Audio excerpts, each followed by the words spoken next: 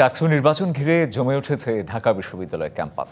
ভোটারদের কাছে টানতে ছুটছেন প্রার্থীরা, তবে আজও আচরণবিধি লঙ্ঘনের অভিযোগ আনলেন কয়েকজন স্বতন্ত্র প্রার্থী।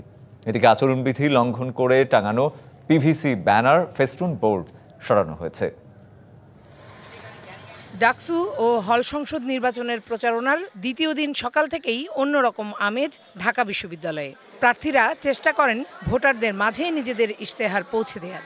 ভোট চান নিজেদের ব্যালট নম্বরে।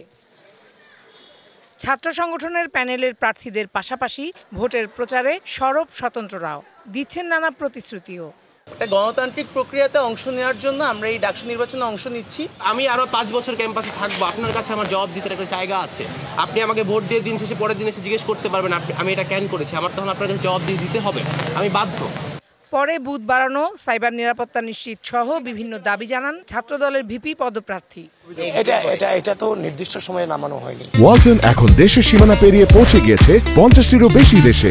ওয়ালটন, ঘরে ঘরে বিশ্বজুড়ে। হলগুলোর সামনে আছে, তার মানে টাইম অতিক্রম করে ফেলেছে। তাছাড়াও বিভিন্ন হলগুলোতে আমরা কিছু বাধা পাচ্ছি। সেনা মোতায়েনের মতো পরিস্থিতি এখনো ক্যাম্পাসে হয়নি জানিয়ে ডাকসু ফর চেঞ্জ মতামত জানিয়েছে। লেভেল প্লেইং ফিল্ড নিশ্চিত করা হয়নি এখনো, অভিযোগ তাদের। আর প্রতিরোধ পর্ষদ বলছে নির্বাচনী প্রচারণায় বিশেষ সুবিধা পাচ্ছে কয়েকটি প্যানেল। এখানে বাকশাস বলেন, ছাত্র শিবির বলেন, ছাত্র দল বলেন, এরা একটা অ্যাডভান্টেজ পাচ্ছে।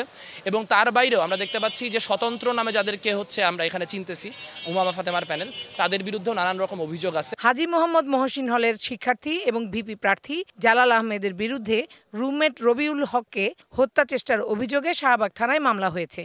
তার বিষয়ে ব্যবস্থা নেয়ার কথা জানিয়েছে নির্বাচন কমিশন। জালাল আহমেদ ভাই রবিউল ইসলাম ভাইকে রড লাইট দিয়ে বুকে আঘাত করে। রবিউলকে সে ছুরিকাঘাতে আঘাত করছে, যার কারণে বিরাট একটা ক্ষত সৃষ্টি হয়েছে। আমি এবং আমার সহকারী প্রক্টর জনাব ইসরাফিল প্রাং, আমরা আপনারা দেখেছেন, আমরা হলের ভিতরে যাই এবং আপনারা পরবর্তী পরিস্থিতি জানেন। তাকে আমরা মোটামুটি আপনাদের সকলের সহযোগিতায় তাকে বের করে থানায় পাঠানো হয়েছে।